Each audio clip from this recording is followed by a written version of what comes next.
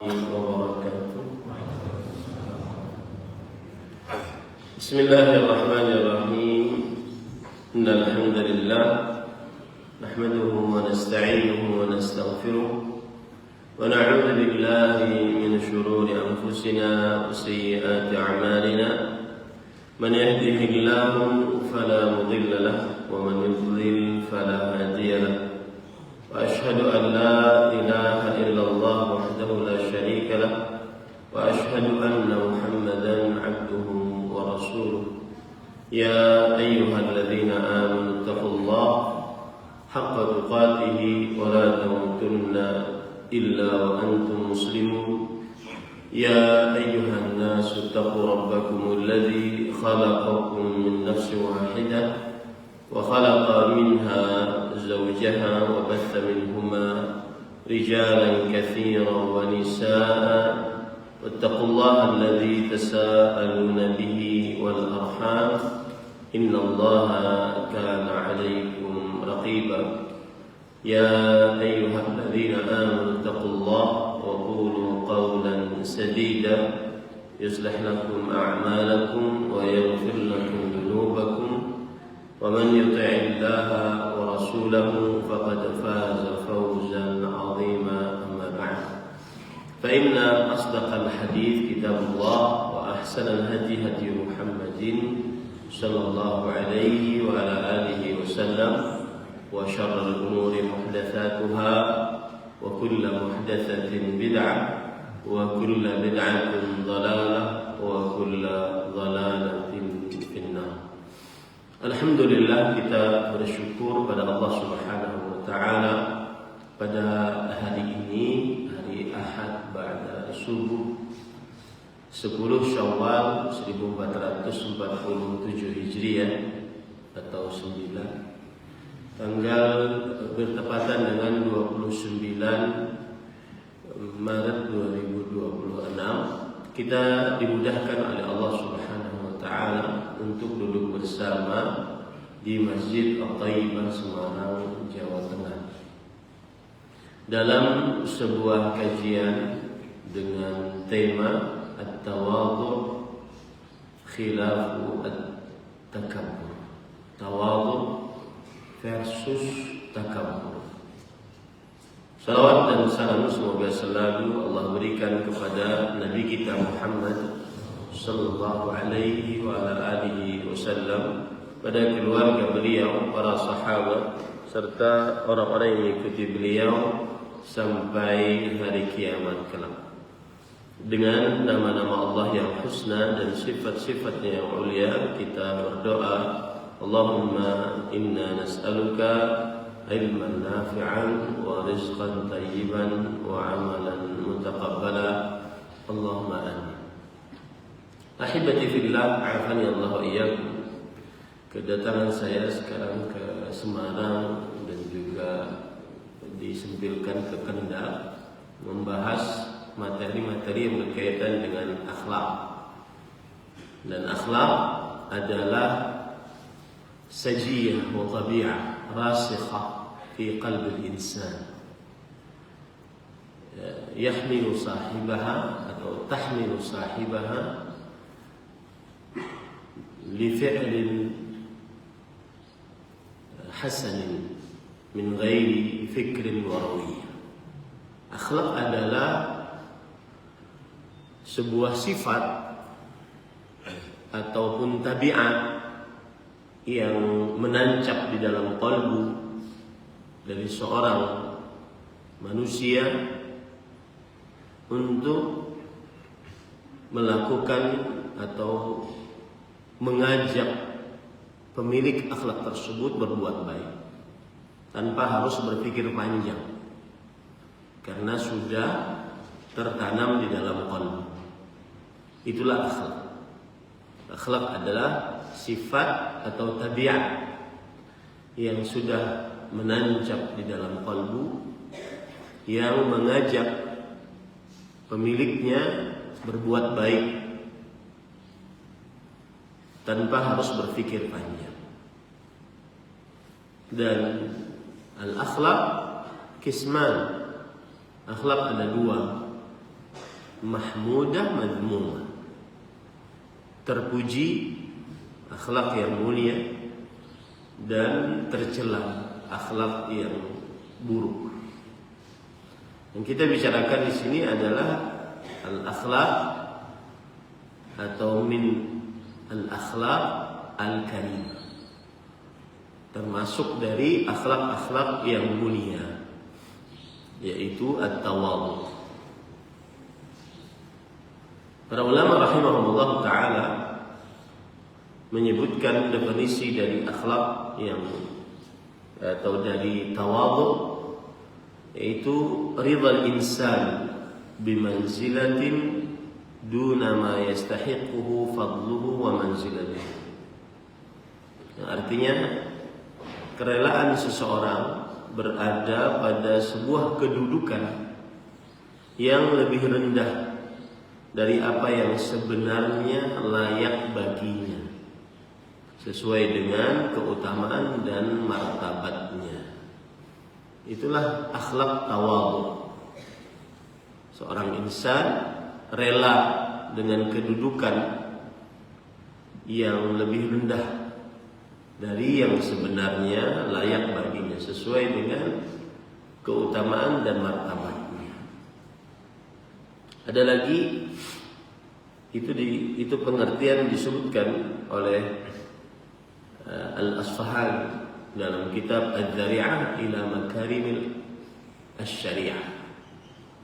Ada lagi disebutkan oleh Al-Jahil di dalam kitab Tahdzibul Akhlaq, tarkut taraqqusi wa idharul khumuli wa karahiyatut ta'zimi waz-ziyadatu fil ikrami wa an yatajannaba al-insanu al-mubahat bima fihi min al-fadha'il wal mufakharata bil jahi wal mali wa an yataharraza min al-i'jab wal kibr.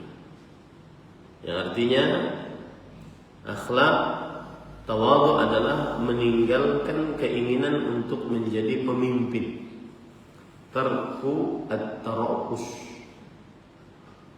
dan menampakkan sikap rendah, tidak menonjolkan diri padahal dia sanggup. Kemudian tidak suka diagungkan, justru menambah penghormatan kepada orang lain, serta menjauhi sikap membanggakan diri atas keutamaan yang dimiliki, bermegah-megahan dengan kedudukan dan harta. Maksudnya menjauhi sikap bermegah-megahan dengan kedudukan dan harta. Berhati-hati dari sifat ujub serta kesombongan. Ujub adalah an yara li nafsihi syai'an la yamlikuhu ghairuh. Ujub adalah dia merasa memiliki sesuatu yang tidak dimiliki oleh orang lain. Dan ini penyakit qalbu dan menghapuskan pahala. Rasulullah sallallahu alaihi wasallam bersabda, "Thalathun muhlikat." 3 yang menghancurkan pahala. Salah satunya i'jabul mar'i bi nafsi. Seorang takjub dengan dirinya, merasa bangga dengan pencapaiannya, merasa memiliki sesuatu yang tidak dimiliki oleh orang lain. Adapun takabbur, Rasulullah sallallahu alaihi wasallam menyebutkan takabbur adalah al-kibru batarul haq wa ghamdun nas. Kesombongan adalah menolak kebenaran dan meremehkan manusia. Jadi bedakan antara dua itu. Ada ujub, ada takabur, ada riya. Riya beda lagi. Riya itu adalah memperlihatkan amal ibadah untuk dipuji, memperlihatkan amal ibadah untuk dipuji, atau memperbagus amal ibadah agar dipuji. An yudhiral insan amalah aw yuhassinah 'indan nas hatta yamdahu. Seseorang memperlihatkan amal ibadah atau memperbagusnya. Kenapa ada kata atau ini?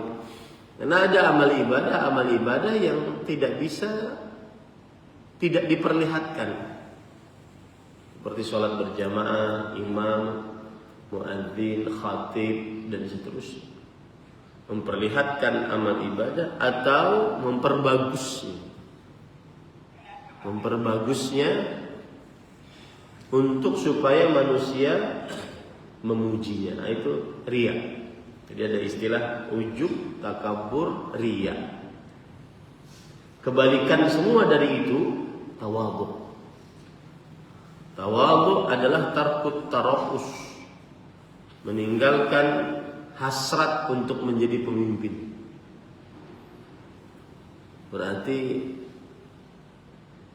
yang mencalonkan diri itu tidak tawadhu semua. Oh, belum tentu. Jangan langsung vonis begitu. Kalau seandainya dia dipaksa oleh rakyat, maka termasuk daripada diperbolehkan. Kemudian izharul khumun, menampakkan sikap rendah, tidak menonjolkan diri, tidak ingin di depan, tidak ingin diketahui orang, tidak ingin menampakkan diri.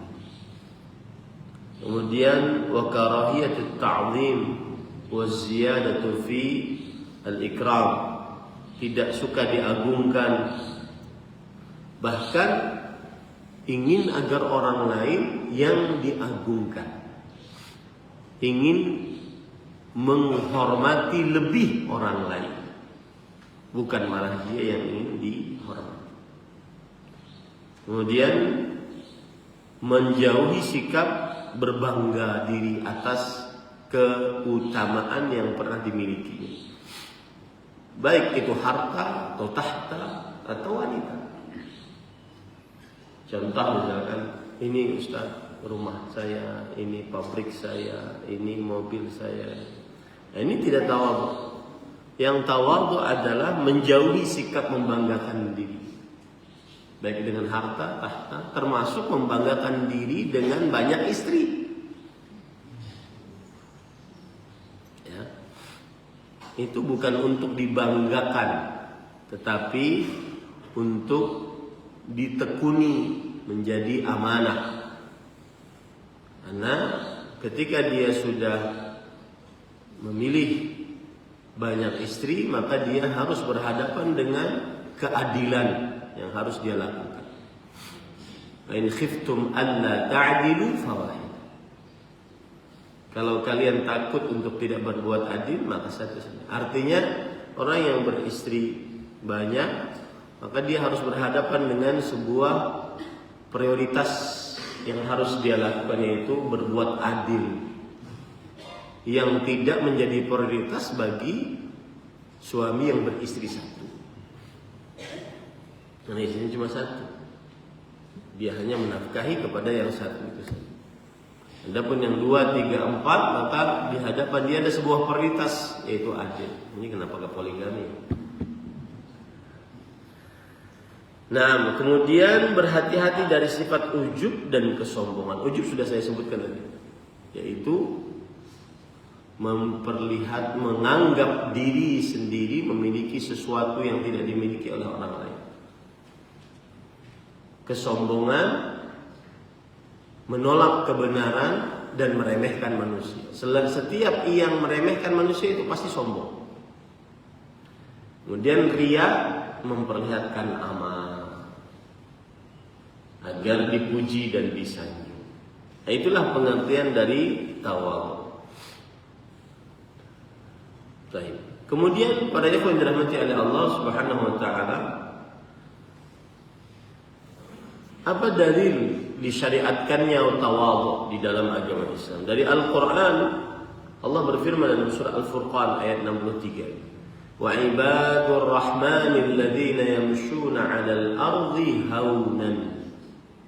Dan hamba-hamba Allah yang Maha Pengasih yang berjalan di atas bumi dengan haunan, Imam Ibnu Qayyim Al-Jauziyah rahimahullah di dalam kitab beliau Madarijus Salikin mengatakan sakinatan wa waqar.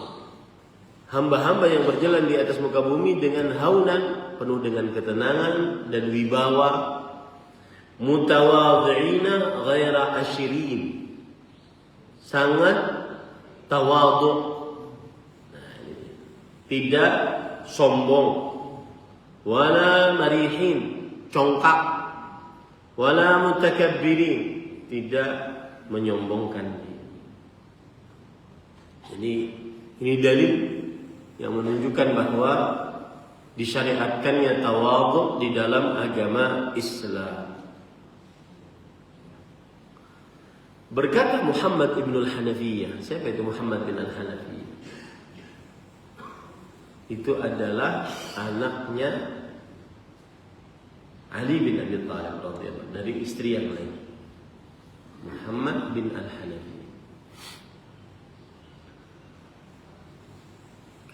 Ashabu waqarin wa iffah la yasfahun wa in sufiha alaihim halamu.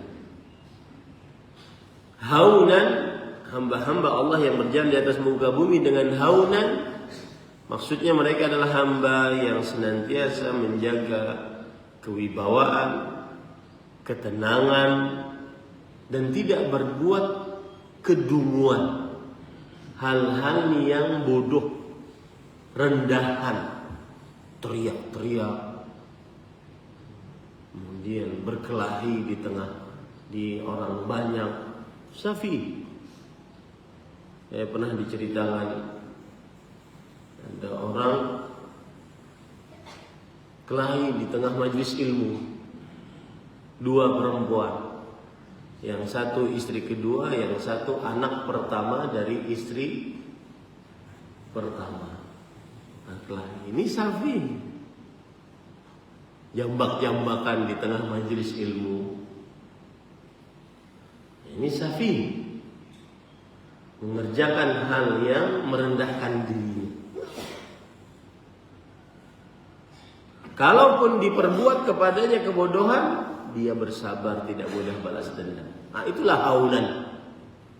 Itu dalil yang menunjukkan bahwa disyariatkannya tawadhu di dalam Al-Quran. Begitu juga dalil yang lain, yaitu hadis surat Ali Imran ayat 159. Allah Subhanahu wa taala berfirman kepada Nabi Muhammad sallallahu alaihi wasallam sebagai bentuk pemuliaan Allah Subhanahu wa taala kepada Nabi Muhammad sallallahu alaihi wasallam, bahwa Allah mengutus kepada orang-orang beriman seorang rasul yang sangat tawadhu. Fabima rahmatin minallahi linta lahum. Maka dengan rahmat dari Allah engkau berbuat lembut kepada mereka. Kelembutan itu salah satu simbol ketawadhuan. Walau kunta faddan ghalidhal qalbi lan faddu min hawlik. Kalau engkau keras hati, sifat, orang akan kabur dari sekitar. Fa'fu anhu, maka maafkan. Ini juga salah satu karakteristik tawadhu adalah suka memaafkan. Wastaghfir lahum, bahkan mendoakan maghfirah untuk mereka di hadapan Allah Subhanahu wa taala. Wasyawirhum fil amr. Termasuk daripada tawadhu unsurnya adalah seseorang sering minta nasihat, minta advice, musyawarah terhadap orang lain, tidak merasa dia yang paling benar sendiri. Fa idza azamta fatawakkal 'ala Allah. Kalau engkau sudah bertekad bulat, maka bersandarlah qalbu kepada innallaha yuhibbut tawwabin. Sesungguhnya Allah Subhanahu wa taala mencintai orang-orang yang bertawakal. Dalil yang ketiga surat Al-Hijr ayat 88. Allah memerintahkan kepada Rasul sallallahu alaihi wasallam agar merendah. Wakhfid janahaka lil mu'minin. dan rendahkan sayapmu untuk orang-orang beriman. Maksudnya tawadhu'lah. Kata Imam Al-Qurtubi rahimahullah dalam kitab beliau tafsir Al-Qurtubi Al-Jami' Ahkam Al-Quran, ay alim janibaka liman amana bika wa tawadha'na. Alim, lembutlah. Makanya saya sebutkan tadi, unsur paling kuat dari sifat tawadhu adalah lemah lembut terhadap orang lain. Lemah lembutlah kepada orang di sekitarmu dan kepada orang yang beriman denganmu, dan tawadhu'lah kepada mereka. Ini para ikhwan yang dirahmati oleh Allah Subhanahu wa taala. Kemudian termasuk daripada dalil yang lain adalah surat Al-Qasas ayat 83. Tilka darul akhirah, itulah kehidupan akhirat, yaitu surga.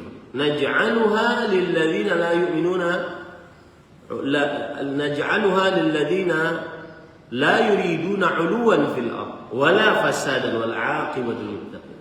Kami berikan surga itu kepada orang-orang yang tidak ingin nampak muncul di bumi dan tidak menginginkan kerusakan dan kemenangan yang besar bagi orang-orang yang bertakwa. Berkata Imam Ibnu Katsir dalam kitab tafsir dan tafsir Al-Qur'an Al-Azim, ay taraffu'an ala khalqillah wa ta'azuman 'alaihim wa tajabburan bihim wala fasadan fihim. Maksudnya adalah Allah berikan surga itu kepada orang-orang yang tidak ingin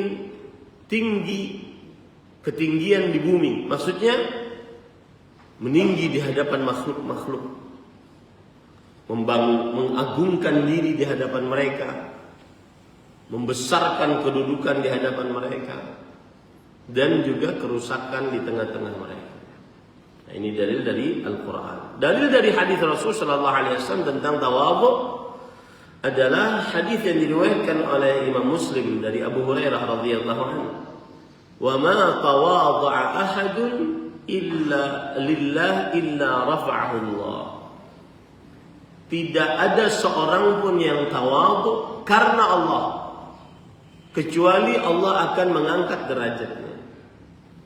Di sini, para ikhwan yang dirahmati oleh Allah, Al-Imam Al-Qadhi Iyad rahimahullah, seorang ulama Islam abad ke-5 Hijriah, berkata, fihi wajhan. Di dalam hadis ini ada dua penjelasan. Ahaduhuma anna Allah Ta'ala yamnahuhu dzalika fid dunya jazaan ala tawadhi'ihi lah. Tadi hadis yang berbunyi, tidak ada seorang pun yang tawadhu karena Allah, melainkan Allah akan angkat derajatnya. Makna yang pertama adalah Allah memberikan kedudukan yang tinggi di dunia atas tawadhu'nya. Wa anna tawadhu'ahu yuthbitu lahu fil qulubi mahabbatan wa makanatan wa izzatan. Yang kedua maknanya adalah Allah, siapa saja yang bertawadhu karena Allah, maka Allah akan angkat derajatnya, berarti Allah akan berikan kepada orang-orang cinta kepada orang tawadhu tersebut. Ini makna yang kedua. Ini adalah dalil yang menunjukkan disyariatkannya tawadhu di dalam agama Islam dan juga pahala dari tawadhu dalam agama Islam. Yaitu Allah akan angkat derajat orang yang tawadhu.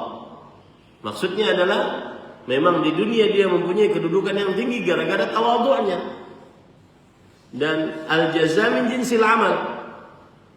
Pahala sejenis dengan jenis amal perbuatan. Ketika dia menunduk karena Allah, maka Allah akan angkat derajatnya. Itu kaidah di dalam syariat Islam. Al-jaza min jinsil amal. Hal jazaa'ul ihsan illa al-ihsan. Tidak ada ganjaran atas pahala kebaikan kecuali kebaikannya. Ketika dia tawadhu dan ini sebuah kebaikan, Allah angkat derajatnya di dunia. Ini makna yang pertama. Makna yang kedua, Allah akan memberikan rasa cinta, rasa kedudukan, rasa pengagungan di dalam qalbu orang yang beriman. Di dalam qalbu orang yang beriman, karena dia tawadhu tadi. Nah, dalil yang lain, hadis riwayat Muslim dari Iyad bin Himar radhiyallahu anhu. Rasul sallallahu alaihi wasallam bersabda, "Inna Allah auha ilayya an tawadhu hatta la yafkhara ahadun ala ahad wa la yabghi ahad ala ahad." Yang artinya, sesungguhnya Allah memberikan wahyu kepadaku untuk agar kalian bertawadhu. Ini perintah berarti. Berarti yang sombong, kebalikan dari tawadhu adalah dosa. Karena perintahnya adalah tawadhu. Bagaimana sikap tawadhu? Sampai sehingga seseorang tidak membesarkan dirinya di hadapan orang lain, membanggakan dirinya di hadapan orang lain, menyombongkan dirinya di hadapan orang lain. Itulah tawadhu.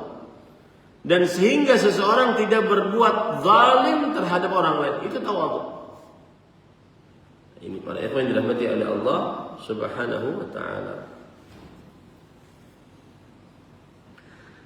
Berkata Al-Fadhil Al-Syekh Muhammad bin Shalih Al-Utsaimin rahimahullah dalam kitab beliau Syarah Riyadhus Shalihin, ketika menjelaskan hadis ini, beliau mengatakan, "Wa kana min 'adati as-salaf rahimahullah anna al-insana minhum yaj'alu man huwa asgharu minhu mithla ibnihi." Kebiasaan kebanyakan para salafus saleh, para sahabat, para tabi'in, para tabi'ut tabi'in, bahwa mereka menjadikan orang yang lebih rendah umurnya itu seperti anaknya. Jadi tidak terlihat saya lebih tua daripada kamu wahai anak. Jadi dia jadikan sebagai anaknya. Wa man huwa akbaru mithla abihi. Dan siapa yang lebih tua dia jadikan sebagai seperti bapaknya. Wa man huwa mithlu akhi. Dan siapa yang sama seumuran, maka itu seperti saudaranya. Fa yanzuru ila man huwa akbaru minhu nazarata ikram wa ijlal. Maka kalau dia berhadapan dengan orang yang lebih tua umurnya, dia sangat menghormati, mengagungkan. Wa ila man huwa dunahu nazarata isfaq wa rahmah. Kalau seandainya dia berhadapan dengan orang yang lebih rendah umurnya, dia sangat menyayangi, dia sangat mengayomi. Wa ila man huwa mithluhu nazarata masawa fala yabghi ahadun ala ahad. Kalau seandainya dia melihat orang yang sejajar umurnya dengan dia, maka dia melihat ini sebagai saudaranya. Maka tidak berbuat zalim dia kepada saudaranya tersebut. Wa hadha min al-umur allati yajibu al-insan an yattasif biha, ay bit-tawadhu' lillah 'azza wa jalla wa li ikhwanihi minal muslimin. Inilah sifat yang semestinya seorang muslim memilikinya, yaitu dengan sifat tawadhu. Tawadhu karena Allah dan tawadhu di hadapan saudara-saudaranya kaum muslimin. Kemudian di dalam hadis yang lain riwayat Bukhari dan Muslim yang menunjukkan kepada dalil disyariatkannya tawadhu dari Harithah binti Wahab radhiyallahu anha. Rasulullah sallallahu alaihi wasallam bersabda, "Ala ukhbirukum bi ahlil jannah." Maukah aku beritahukan kepada kalian tentang penghuni surga? Siapa mereka?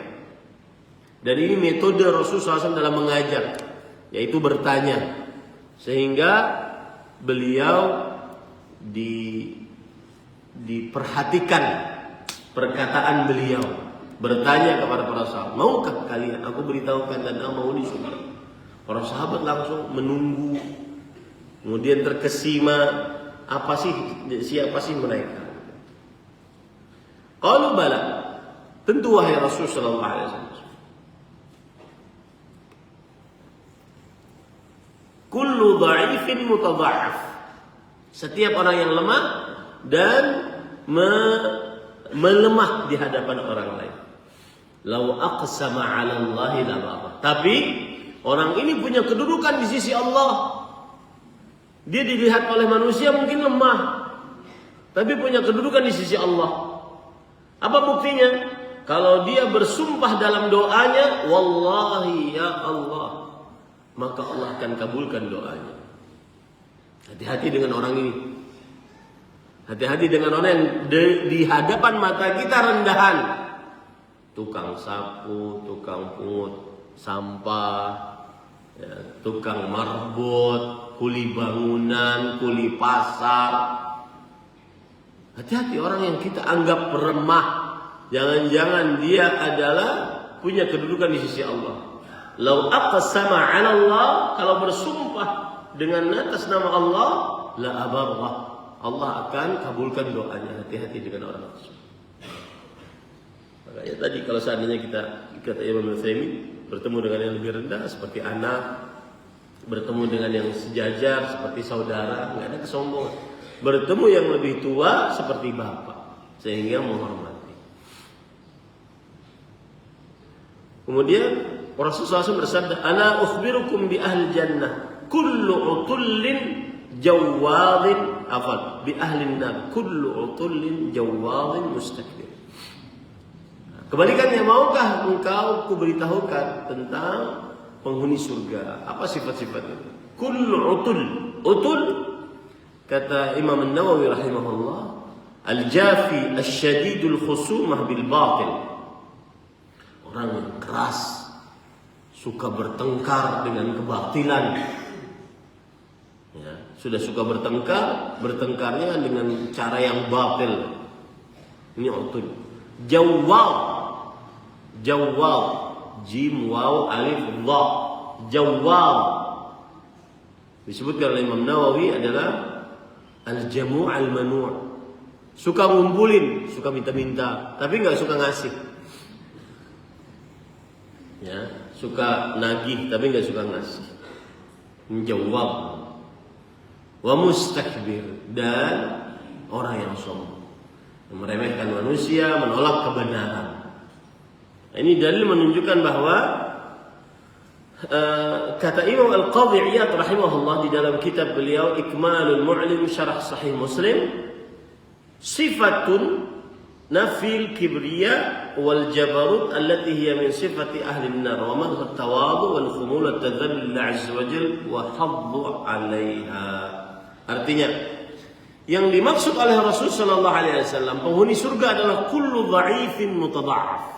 Setiap orang yang lemah dan dianggap lemah.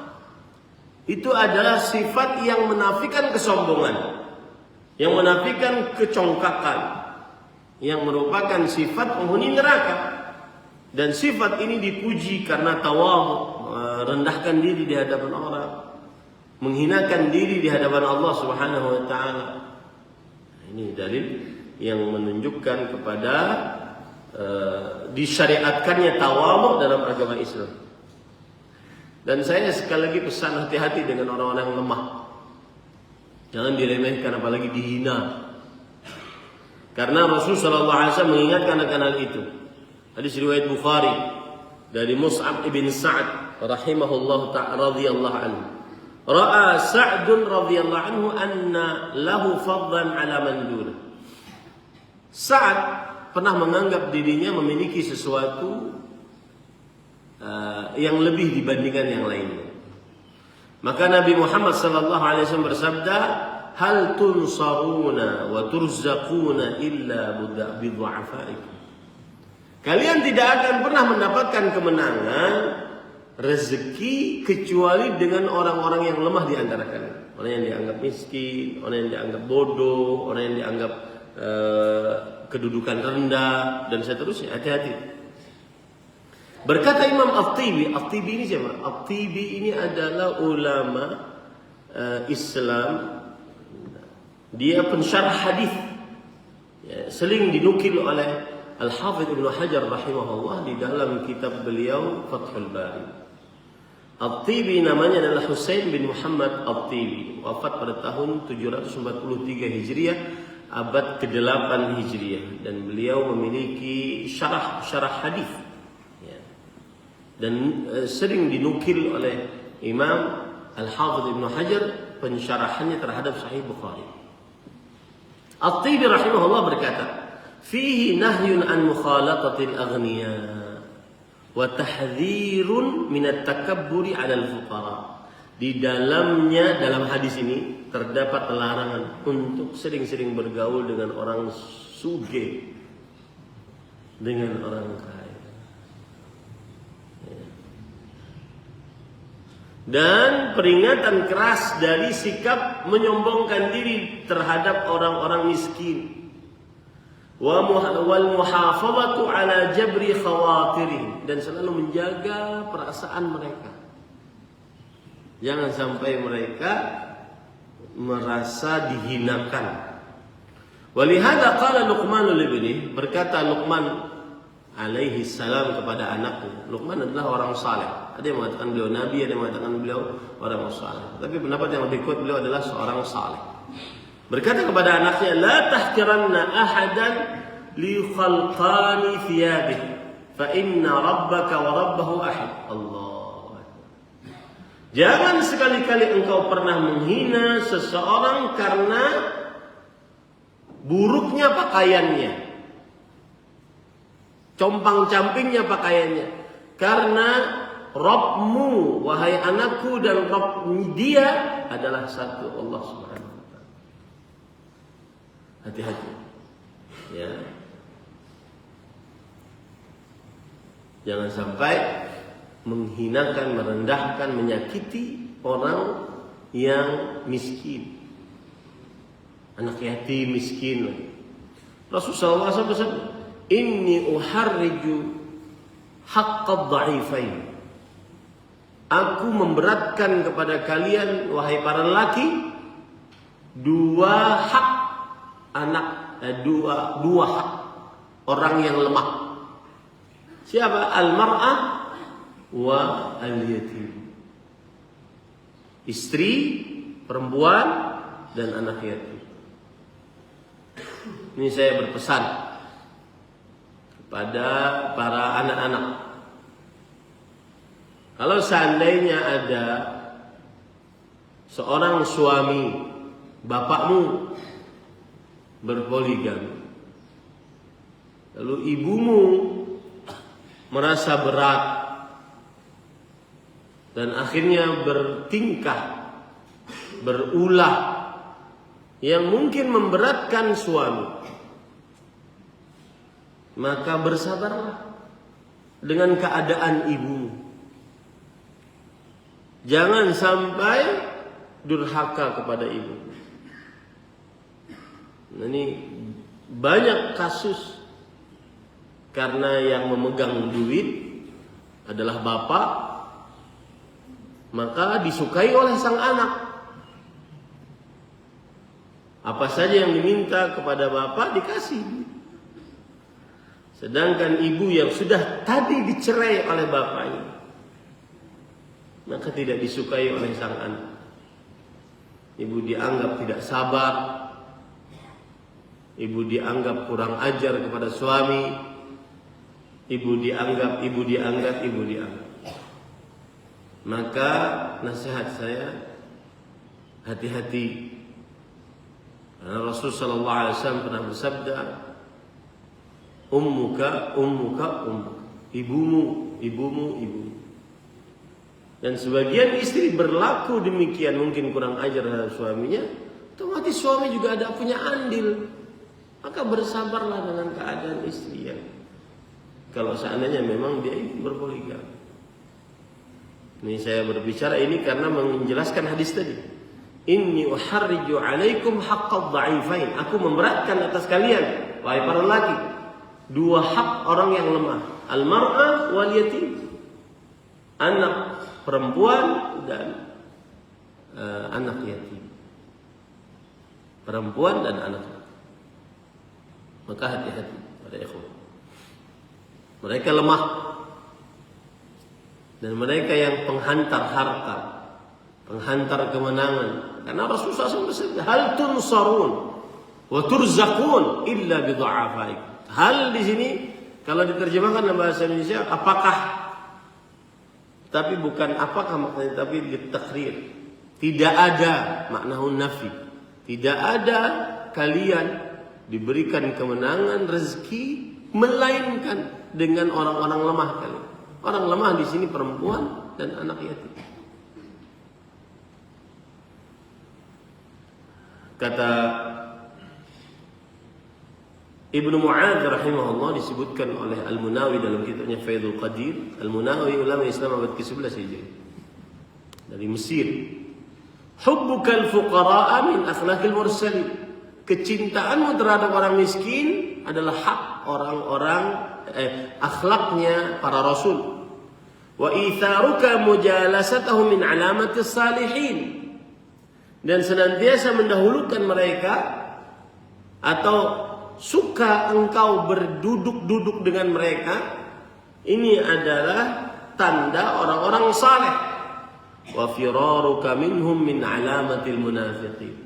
Dan tidak suka duduk-duduk dengan mereka, itu tanda orang munafik. Ini hati-hati pada ikhwan yang dirahmati oleh Allah Subhanahu wa taala.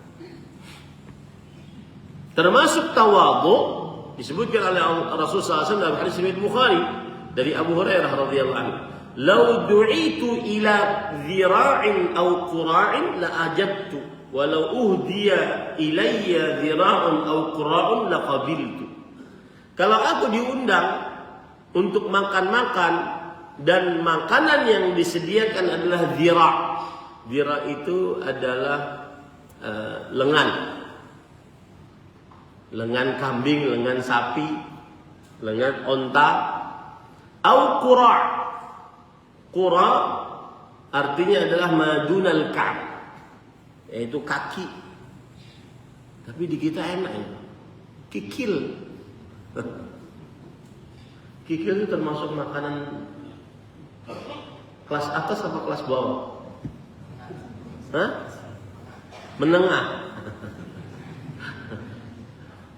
Mungkin orang di sana, orang Arab pada waktu itu, qura' adalah kikil, madunal ka'b, yang di bawah tumit.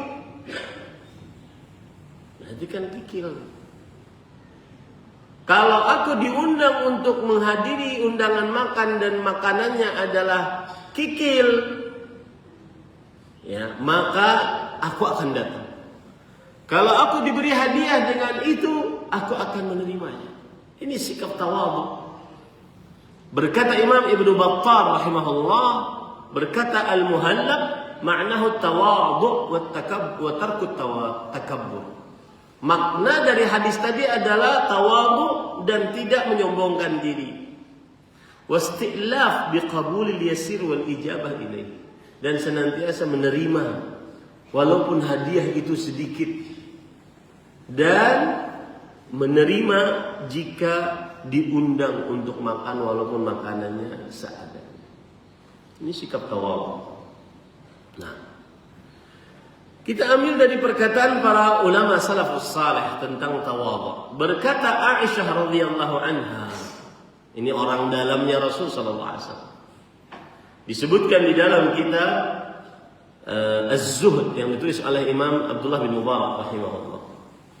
Innakum latughfiluna afdalal ibadah at-tawadhu. Kalian benar-benar sering lupa ibadah paling afdal, yaitu tawadhu.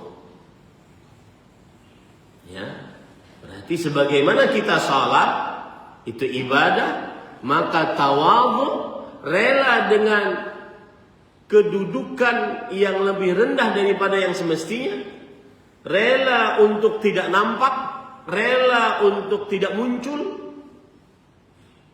itu adalah ibadah kepada Allah SWT.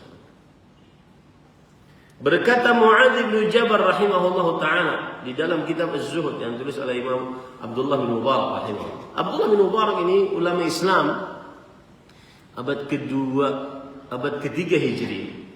Beliau disebut dengan tabi'ul atba'. Saya suka memberitahukan kepada jamaah siapa sih orang ini. Kenapa? Karena berarti memang ini bukan dari kantong sendiri. Ya, abad kedua Hijriah. Wafat pada tahun 181 Hijriah. Dan beliau dari kalangan tabi'ut tabi'in malah.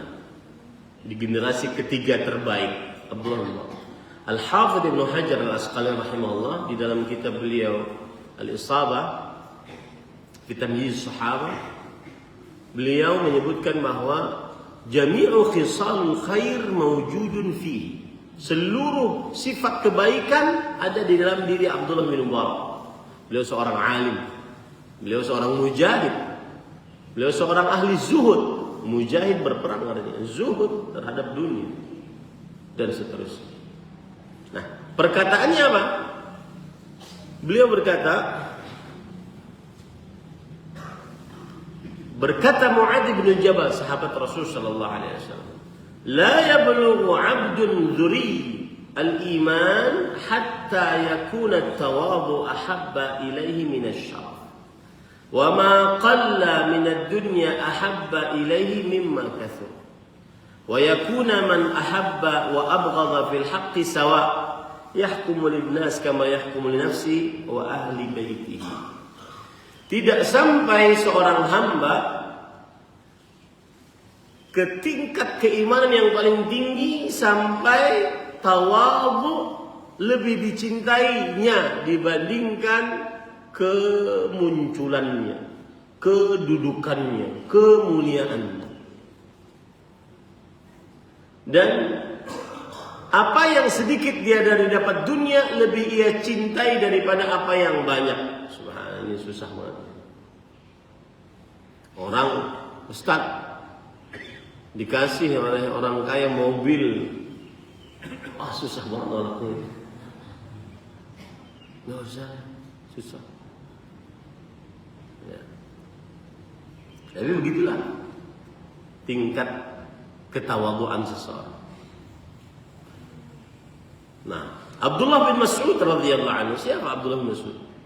Saya jujur Pak ikhwan, salah satu sahabat Nabi setelah Abu Bakar, Umar, Uthman dan 10 orang yang dijamin masuk surga itu, ingin bertemu dengannya. Salah satu yang saya ingin bertemu dengannya Abdullah bin Mas'ud.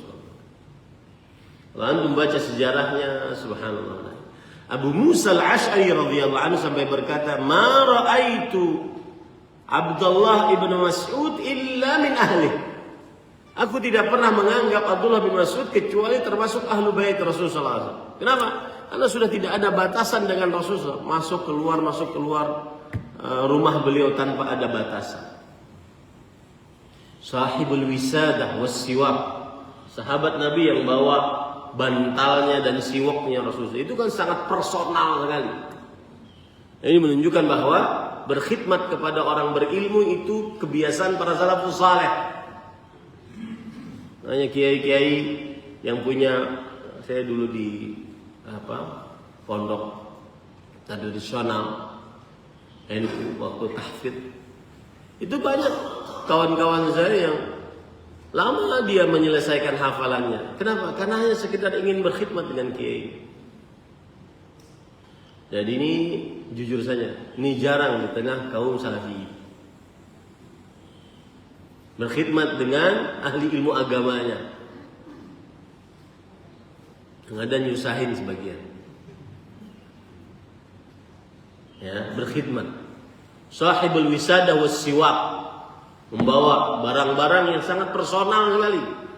Sendal, bantal, siwak. Itu kebiasaan pada salafus saleh. Berkhidmat kepada ahli ilmu agamanya. Berkhidmat kepada gurunya. Kemudian 70 surat langsung dari Al-Quran beliau ambil dari mulut Rasul sallallahu alaihi wasallam.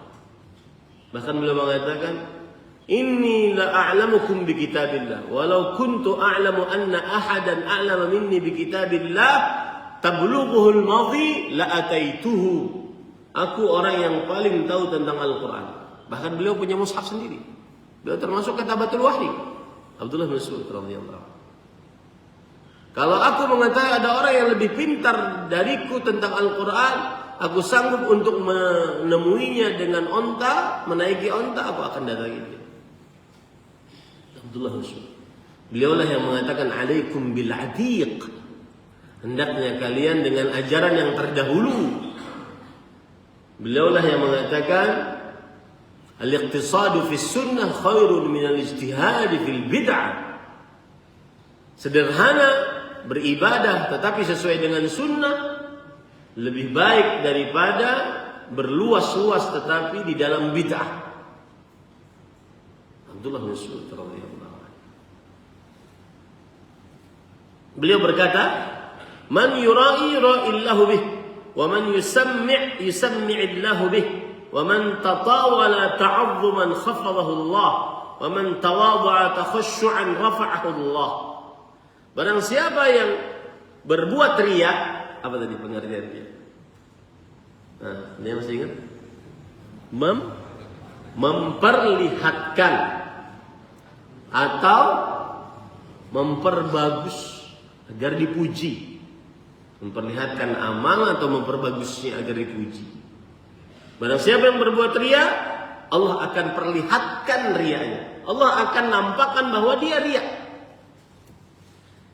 Barang siapa yang berbuat sum'ah, nah sum'ah beda dengan riya, tapi sama prakteknya. Barang siapa yang memperdengarkan bacaannya, ilmunya, ya, sedang ceramah seperti dia sedang setor hafalan,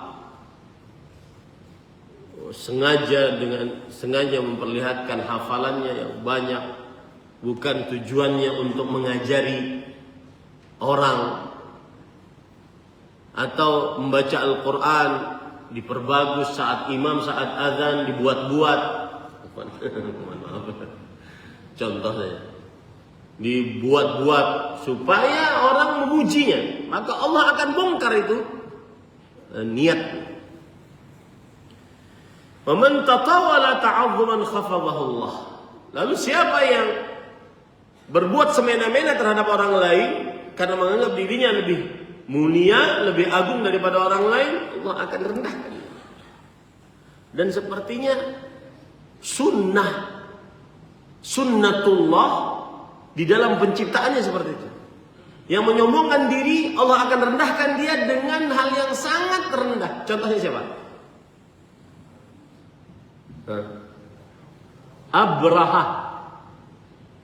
Abraha bertekad untuk menghancurkan Ka'bah. Abraha ini kenapa sih bertekad untuk menghancurkan Ka'bah? Sebenarnya dia ingin balas dendam. Jadi di Mekah ada Ka'bah, Baitullah, yang orang-orang pergi ke sana berhaji. Dia ingin agar orang-orang tidak berhaji lagi. Maka dia buat gereja di Yaman besar agar orang-orang pindah ke sana. Orang-orang Quraisy pergi ke Yaman, itu gereja dikencingi, diberaki, malahlah dia utus Abraha. Itu ceritanya. Kenapa sampai Abraha ingin menghancurkan Ka'bah? Dia ingin menghancurkan Ka'bah. Di tengah perjalanan sebelum masuk Mekah, ditemui oleh Abu Talib, paman Nabi Muhammad SAW, atau Abdul Muttalib, kakek Nabi Muhammad SAW. Kata Abdul Muttalib, kembalikan kambing onta yang engkau ambil tadi. Kemudian kata Abraha, saya kira kamu akan menahan saya karena saya mau menghancurkan Ka'bah. Kata Abdul Muttalib, ana rabbul ibil. Saya ini pemilik onta. Wal baitu lahu rabbun yahmih. Sedangkan Baitullah ada Rabb yang akan menjaganya. Itu urusan dia. Saya khusus jaga onta. Dengan apa Allah menghancurkannya?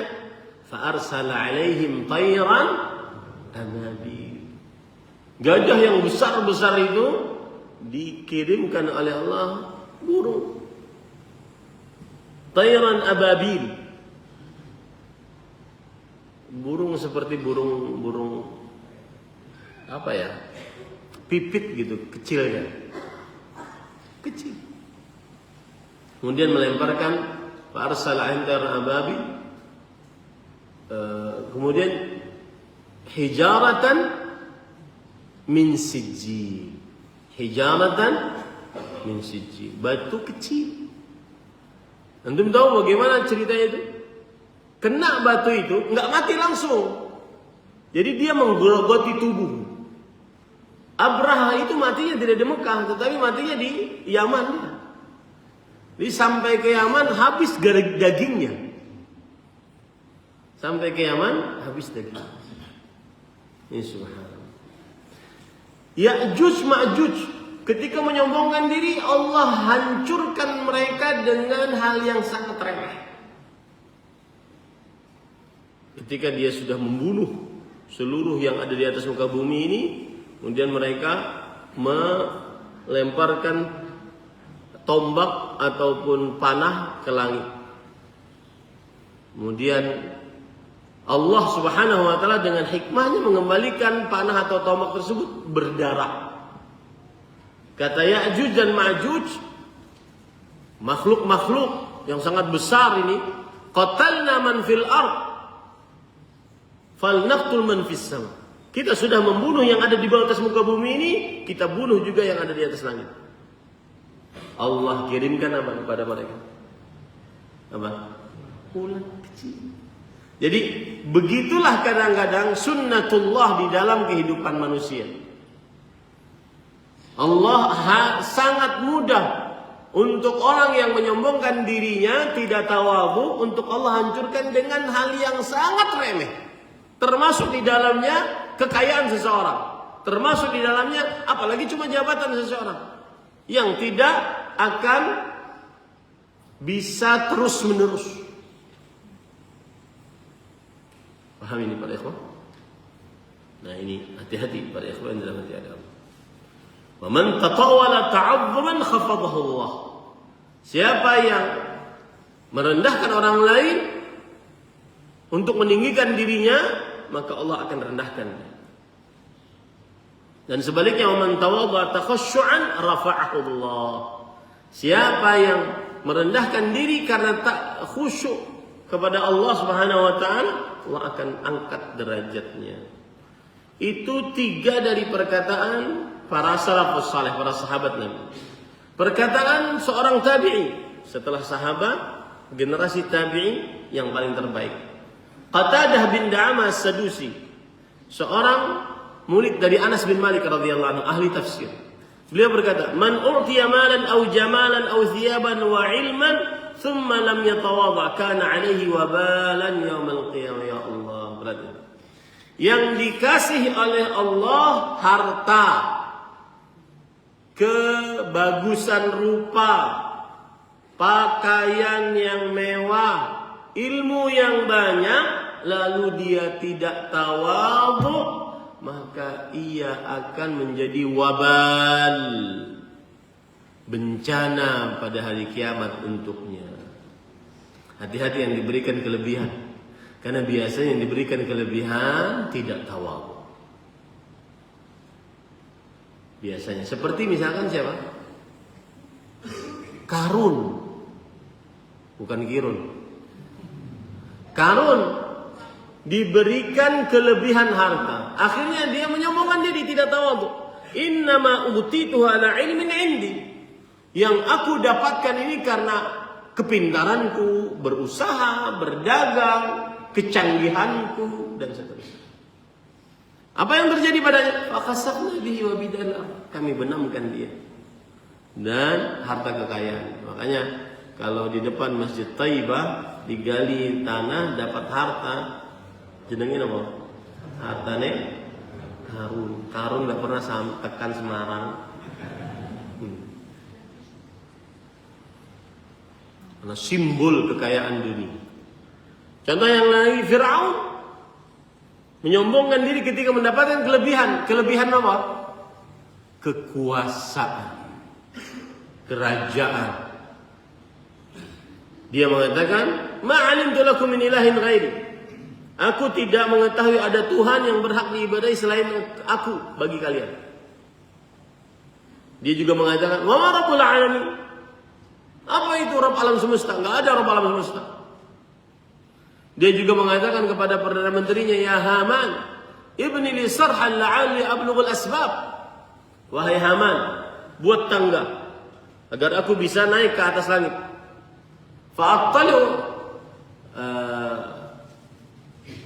ila ilahi Musa wa inni la'adhunnu kadhib. Aku ingin ketemu dengan Tuhannya Nabi Musa dan aku kira Nabi Musa itu dusta.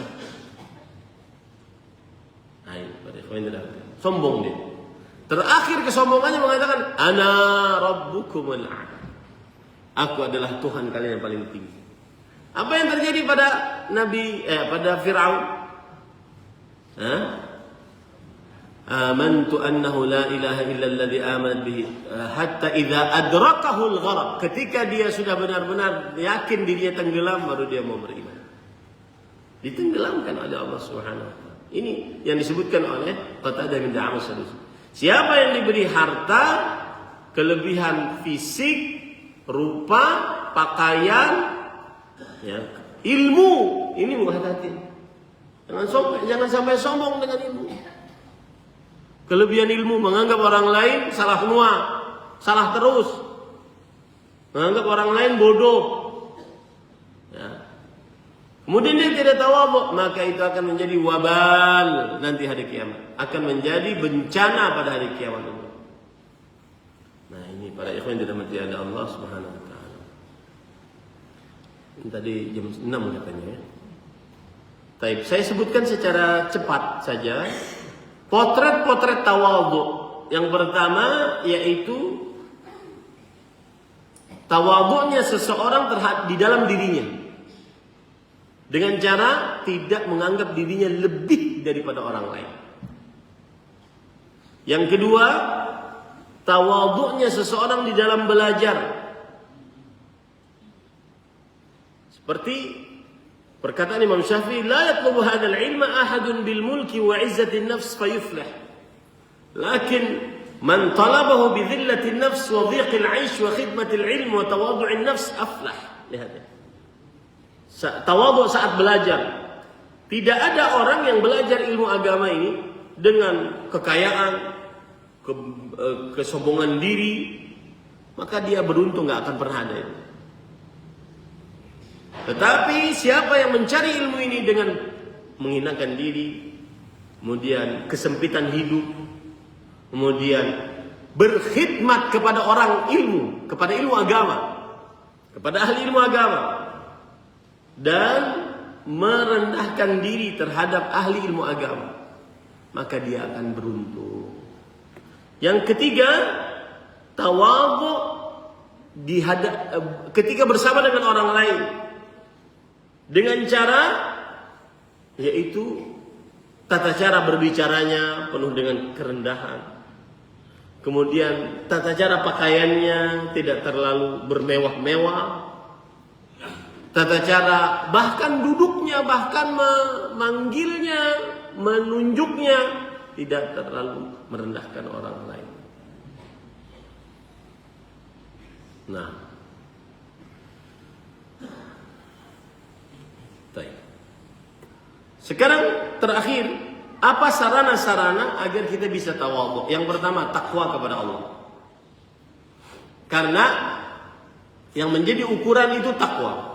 Kata Rasul sallallahu alaihi wasallam, "Inna Allah la yanzuru ila suwarikum wala ila amwalikum, walakin yanzuru ila qulubikum wa a'malikum. At-taqwa hahuna." Allah tidak melihat kepada rupa dan harta kalian, tapi melihat kepada amal dan qalbu kalian. Ya. Takwa itu di sini. Nah, maka bertakwalah kepada Allah agar kita tawadhu kepada Allah Subhanahu. Kemudian cara tawadhu yang kedua, amilin nas bima tuhibbu an yu'amiluka bih. Gauli manusia dengan pergaulan yang engkau ingin orang lain bergaul denganmu seperti itu. Kita ingin agar orang lain tidak asal lewat di hadapan kita, maka jangan asal lewat di hadapan orang lain. Kita ingin agar orang lain bersalaman dengan kita, ngucapin salam, maka ucapin salam dan salaman terhadap orang lain. Kita ingin dapat hadiah dari orang lain, maka kasih hadiah terhadap orang lain. Kita ingin orang lain tidak menghinakan kita, jangan menghina orang lain. Kita ingin agar orang merendah suaranya di hadapan kita, jangan meninggikan suara di hadapan orang lain, rendahkan suara di hadapan orang lain. Ini cara tawadhu yang kedua. Cara tawadhu yang ketiga, At-tafakkur fi asli insan ini menarik sekali. Min ayyi syai'in khalaqah? Min nutfah khalaqahu faqaddar. Berpikir kita ini asal muasalnya siapa sih? Dan itu sudah disinggung oleh Allah dalam surah Abasa ayat 18-19. Falyanzuril insan ila ta'ami. Falyanzuril insan bagaimana aja? Min ayyi syai'in khalaq. Dari apakah dia diciptakan? Min nutfah. Dari air mani. Khalaqahu faqaddar. Allah ciptakan dia dari air mani. Bahkan ada ulama salaf mengatakan, kenapa manusia menyombongkan diri? Lawang dia diciptakan oleh Allah dari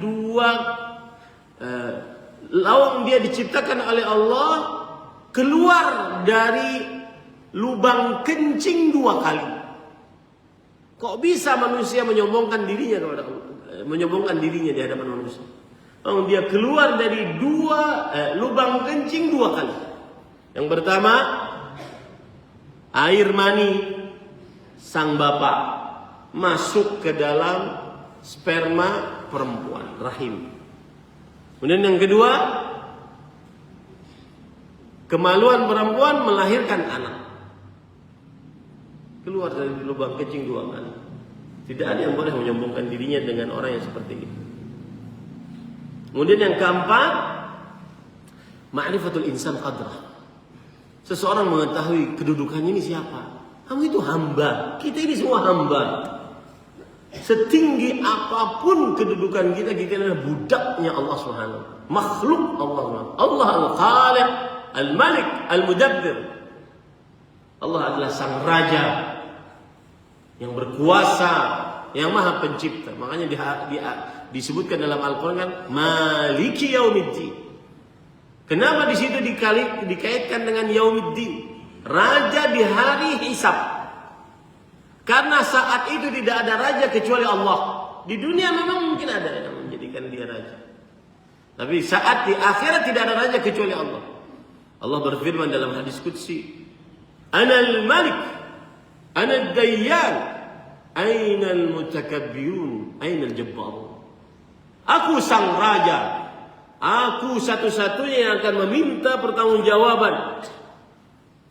Mana orang-orang yang sombong, yang mencongkakkan dirinya di hadapan Allah Subhanahu. Nah, jadi dia harus tahu kedudukan dia. Yang kelima, nah ini para ikhwan. Wah, ini luar biasa. Tadhakkurul amrad wal masaib wal auja'. Mengingat musibah. Orang sakit bisa saja kita kena rasa sakit. Mengingat penyakit yang diderita orang lain. Mengingat kemiskinan yang diderita orang lain. Bisa saja itu terjadi pada kita. Bisa enggak? Hari ini si fulan sebagai orang paling terkaya. Tetapi semenit ke depan dia menjadi orang yang paling melarat. Bisa enggak? Sangat kuasa di sisi Allah. Maka hati-hati pada. Makanya kita kalau melihat orang yang kena musibah, kita mengucapkan apa? Alhamdulillah. Alladzi afani mimma ibtalahu Allah bihi. Lihat orang tabrakan. Saya kemarin berapa kali? 2 kali. Dari mana itu? Di Jogja 2 kali melihat orang tabrakan. Bahkan di hampir berdekatan. Ucapkan alhamdulillah alladzi afani mimma ibtalahu Allah. Wa faddalani 'ala katsirin min khalaqat tafdila. Kemudian yang keenam adalah mensucikan kalbu. Ya. Dari penyakit-penyakit kalbu. Salah satu penyakit kalbu al-kibr, kesombongan, al-ujub, menganggap diri lebih baik daripada orang lain, ar-riya, memperlihatkan amal. Kemudian yang ketujuh, yang terakhir, meyakini baik-baik bahwa sifat tawadhu adalah akhlaqul anbiya. At-tawadhu, berkata As-Samarqandi di dalam kitabnya Tanbihul Ghafilin, at-tawadhu min akhlaqil anbiya was salihin. Tawadhu adalah karakteristik akhlaknya para nabi dan orang-orang saleh. Orang saleh pasti tawadhu. Orang saleh kalau dikatakan saleh pasti tawadhu. Para nabi pasti tawadhu. Ikhwan yang dirahmati oleh Allah Subhanahu wa taala. Semoga yang disampaikan bermanfaat. Sepertinya tidak perlu ada pertanyaan. Apa yang dimaksud dengan Allah mengangkat derajat manusia? Mohon dijelaskan derajat tersebut secara nyata yang bisa dilihat maupun dirasakan. Macam-macam yang dirasakan, yaitu orang segan terhadap orang lain. Orang diletakkan di depan, orang lain tidak mau si fulan di belakang. Nah, itu diangkat derajatnya. Itu maksudnya. Atau diberikan harta, tahta, atau wanita. Itu diangkat derajatnya. Atau seperti yang disebutkan tadi, diangkat derajatnya, dicintai oleh orang lain. Orang lain tidak suka dia di belakang. Orang lain tidak suka dia tidak terlihat. Dia sendiri tidak mau terlihat. Nah, itu yang dimaksud dengan diangkat derajatnya oleh Allah. Bagaimana kita bersikap terhadap orang yang punya tabiat takabur? Jawabannya adalah menasihati. Karena ad-dinun nasihat, agama tegak dengan nasihat. Nasihati kalau memang dia menyombongkan diri. Ya. Kemudian yang kedua, jangan bergaul dengan orang yang suka menyombongkan diri, karena akan ikut nanti. Suka menyombongkan diri. Kita ini Pak, subhanallah. Saya pernah dulu awal-awal mobil Arfat keluar di Indonesia. Saya biasanya kajian di Banjarmasin pakai sendal jepit. Habis itu Ustaz ikut saya di Banjarmasin ceritanya. Naik apa Pak? Ini. Wah, subhanallah. Itu naik, itu padahal cuma numpang dong. Itu sudah seperti apa gitu. Ya, ceritanya kita habis kajian mau ke rumah makan. Itu keluar dari mobil itu masuk ke dalam rumah makan tuh gimana gitu rasanya. Padahal numpang dong gitu. Subhanallah. Jadi jauhi bergaul dengan orang yang suka takabur. Takabur itu menyombongkan diri, yaitu menolak kebenaran dan meremehkan orang lain. Setiap yang meremehkan orang lain itu berarti ada sifat kesombongan dalam diri. Wallahu a'lam. Bagaimana sikap kita dalam beribadah agar tidak pamer dan tetap konsisten dalam ibadah? Sembunyikan ibadahnya yang bisa disembunyikan. Ya, apalagi kita di zaman media sosial.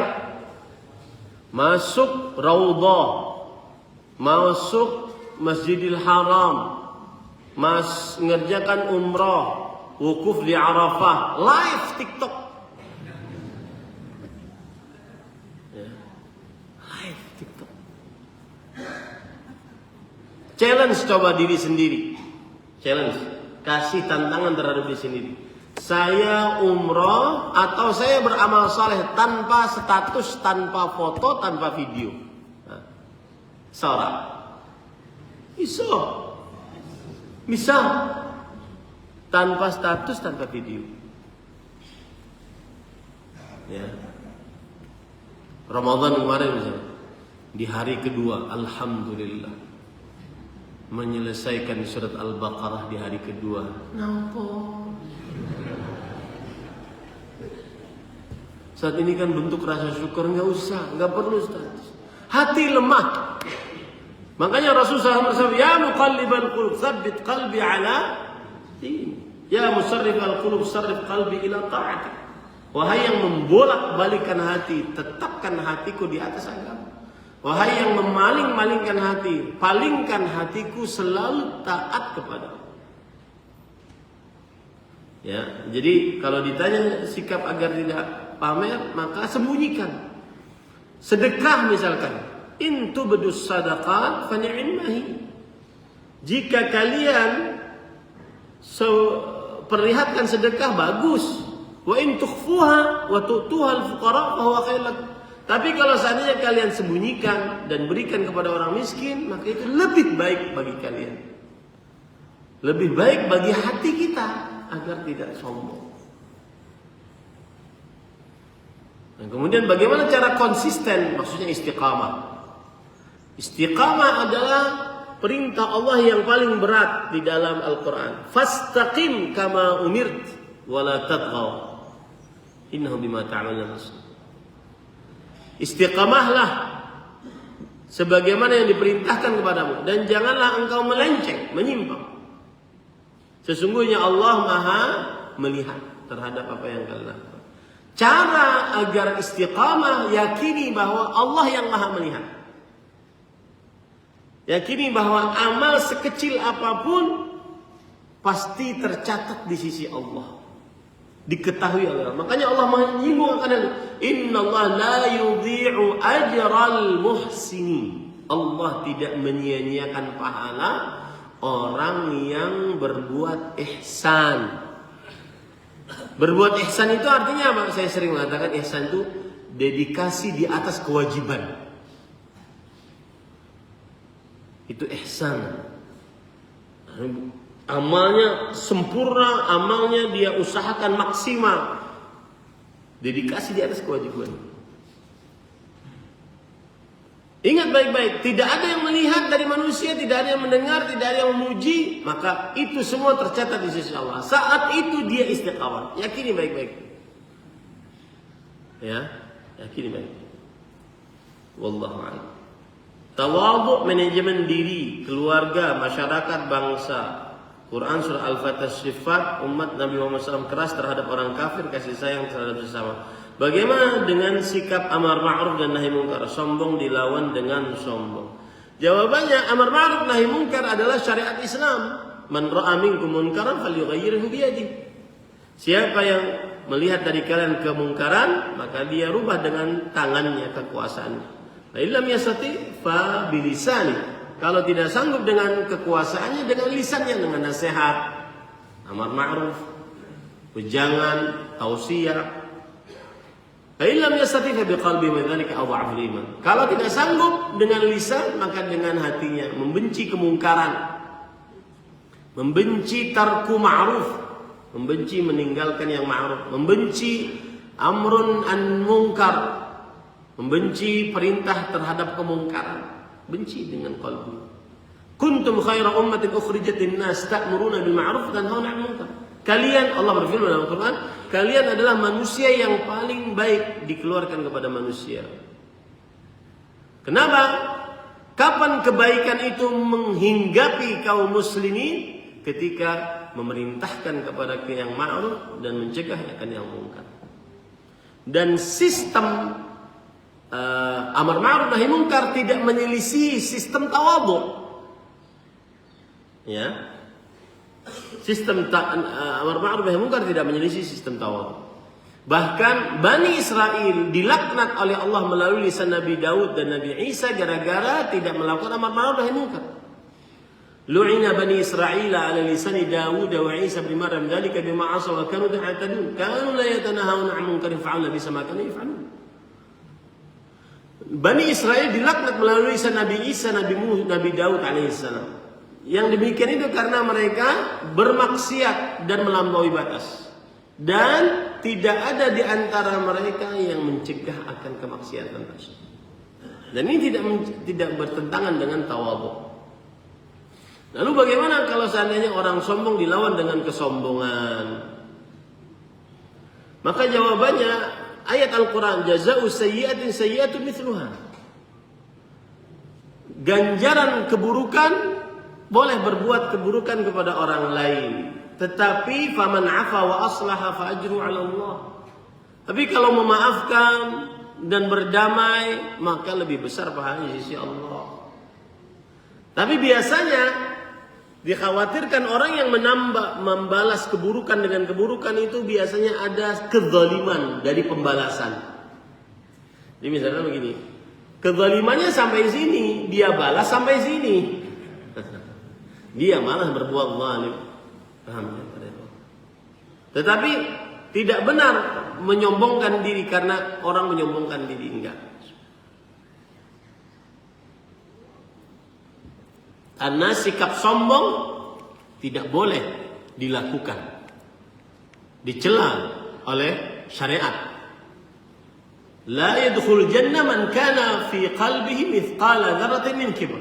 Tidak masuk surga siapa yang di dalam kalbunya ada seberat biji zarrah dari kesombongan.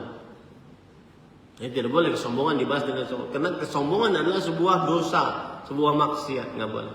Yang boleh bagaimana? Mengungkapkan kebenaran. Apa contohnya? Contohnya begini. Ketika perang Uhud,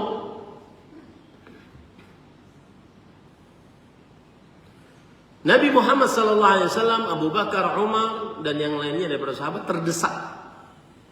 Kemudian bersembunyi di gunung Uhud di atas. Kemudian Abu Sufyan memimpin setelah matinya Abu Jahal, Abu Sufyan. Jadi orang Quraisy itu pemimpinnya Abu Jahal, Fir'aun umat ini. Kemudian mati dia di peperangan Badar. Kemudian digantikan oleh Abu Sufyan. Abu Sufyan mengatakan, Al-harbu bainana wa bainahum sijab, bainana wa bainakum sijab. Peperangan antara kita dengan kalian sijab. Artinya kadang kita kalah, kadang kita menang. Yaumun lana wa yaumun alaina. Kadang kita menang, kadang kita kalah. Hari ini kalian kita menang. Kemudian kata Nabi Muhammad, diam. Enggak ada yang jawab. Karena itu urusan dunia. Kadang bisa menang, kadang bisa kalah. Urusan dunia. Tapi ketika berhubungan dengan akidah, lihat. Kata Abu Sufyan waktu itu masih musyrik. U'lu Hubal. U'lu Hubal itu artinya maha tinggi Hubal. Lana al-Uzza wa la Uzza lah. Kami memiliki berhala Uzza dan kalian tidak memiliki kemuliaan sama sekali. Karena sudah berkaitan dengan akidah, maka dijawab. Kata Rasulullah SAW, Ruddu, jawab perkataannya. Kalau urusan menang, kalah itu urusan dunia. Biasalah. Tapi kalau sudah urusan akidah, jawab. Umar bin Khattab yang menjawab itu. Kata Umar bin Khattab, kalau saya Rasul yang jawab atau Umar bin Khattab, antara dua itu. Allahu maulana, la maula lakum. Allah subhanahu wa ta'ala yang menjadi penolong kami. Kalian tidak memiliki penolong. Qatlana fil jannah wa qatlakum fil nar. Yang meninggal di antara kalian, di antara kami di dalam surga. Di Uhud kan 70 sahabat ada yang meninggal.